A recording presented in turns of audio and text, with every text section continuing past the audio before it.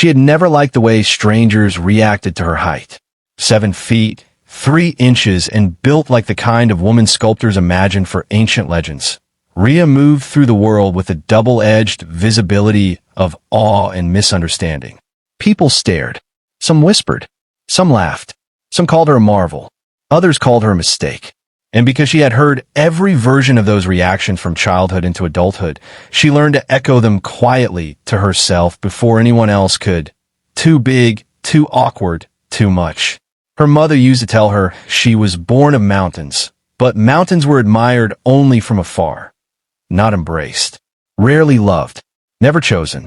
At least, that's what Rhea believed until she met Dorian, the botanist with a soft voice and an easy smile who always carried dirt under his fingernails because, as he said, plants don't like to be handled by clean hands.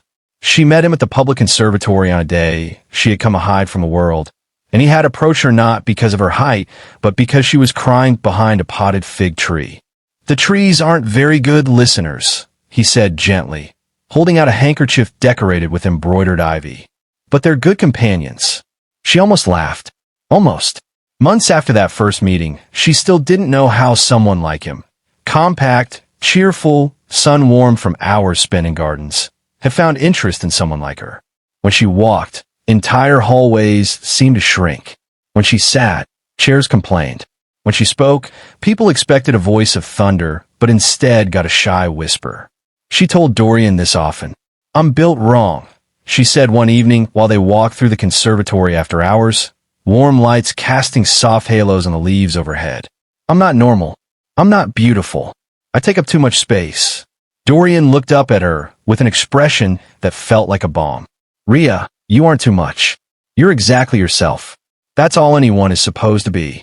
But reassurance slid off her like water off glass. She had felt the weight of being a spectacle all her life. Once, in a moment when her insecurities wrapped around her throat and squeezed, she whispered the words she thought were unchallengeable truth.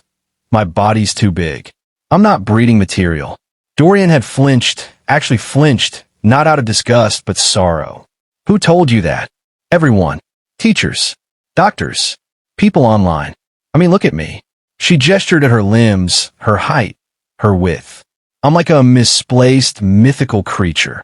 Dorian reached up, gently took her hands, and said, "You are extraordinary. Not broken. Not unlovable."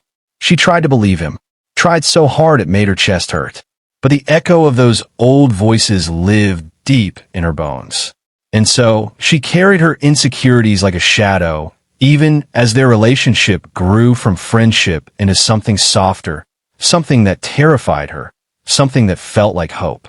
Scene 2 begins the morning she sat on the edge of her bed, hands trembling, holding a pregnancy test that showed 2 unmistakable lines. She stared at it for so long her vision blurred. The sun crawled slowly across the wall, but she could not seem to breathe deeply enough to pull her thoughts into order. Pregnant. Her. The woman who had been told all her life she was too large, too unusual, too everything.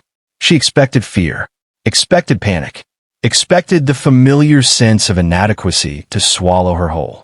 Instead, what rose inside her was something else, fragile, quivering, almost frightened to exist. Wonder. She waited 3 hours before she could bring herself to walk to the conservatory. Dorian was kneeling in a patch of soil near the greenhouse entrance, coaxing new seedlings into place. When he looked up and saw her expression, he immediately stood, brushing dirt from his hands. "Rhea? What's wrong?" She opened her mouth, then closed it. Her throat tightened. She tried again. "Dorian, I'm pregnant." The silence that fell between them was enormous. Larger than her. Larger than everything. Then, slowly, impossibly, Dorian's eyes glowed with a joy so profound it made her step back.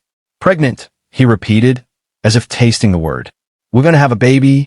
She nodded, tears forming. "I don't understand how. After everything people said, my size, but she didn't get to finish the spiral of fears." Dorian stepped forward and wrapped his arms around her waist. Not fully reaching, because she was enormous compared to him, but embracing her with every ounce of certainty he possessed. "Rhea," He murmured into her chest, "Your body is strong. Your body is capable. And this is a miracle. Yes, but it's also you. You did this. We did this." She cried then, not because she felt broken, but because for the first time she felt whole. They spent the rest of the day walking through the conservatory, speaking in soft voices as if the plants needed quiet to help them absorb the news. Dorian kept glancing at her with an expression that made her heart squeeze, like someone gazing at the most precious sunrise of his life. "I always knew you'd make a wonderful mother," he said at one point. Rhea laughed through her tears. "How? I never believed it. Not once." "Because," he said simply, "you care deeply. You're gentle with everything, plants, animals, strangers, even me. You think your size defines you, but your heart is bigger than your height." She covered her face with her hands. "I was so sure my body was wrong. Too big, too strange. I thought no one would ever want a life with me." "I want every life with you," he answered. "This one, the next, and the one after that, if we get so lucky." Over the next weeks, as they prepared for the first medical appointment, Rhea found herself moving differently. She stood taller, not just physically but emotionally. When she walked down the street, she no longer shrank inward. When people stared, she didn't interpret it as judgment. Sometimes people simply stared at things that were magnificent. She caught her reflection one morning and saw someone powerful, someone capable of carrying life, someone worth loving. Pregnancy brought challenges, aches sharper than anything she'd felt, fatigue that hit like a tide, new insecurities whispering in her ear. But every fear was met by Dorian's steadfast presence. He built custom furniture so she could sit comfortably. He researched prenatal care for unusually tall women. He spoke to doctors with calm determination. And each night, before bed, he placed a small hand on her stomach, even before it had grown, and whispered, "We can't wait to meet you." Rhea listened to those words, let them settle into her bones, and something within her bloomed. As months passed, she grew rounder, softer, and even taller somehow, as if motherhood stretched her in ways the world never had. People still stared, but now she sensed admiration more than mockery. Children pointed with awe, adults smiled. Some even complimented her glowing presence. For the first time in her life, she did not apologize for existing. Instead, she reveled in the gentle miracle inside her, in the way Dorian held her hand as they walked, in the quiet evenings spent planning a nursery. One night, when she lay curled as curled as a 7'3" woman could, in the bed that Dorian had reinforced with steel brackets, she whispered, "I used to think my size made me unlovable." Dorian kissed her forehead.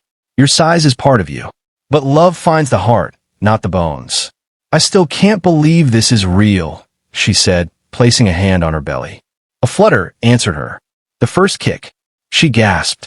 Dorian's eyes widened. "Was that?" She nodded, tears filling her eyes again. "They're saying hello." They spent nearly an hour marveling at every movement, every tiny sign of life.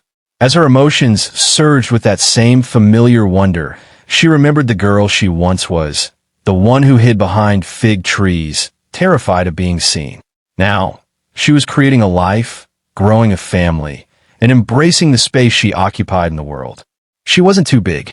She was big enough to carry love, to shelter a future, to be the kind of mother whose arms could hold the whole world.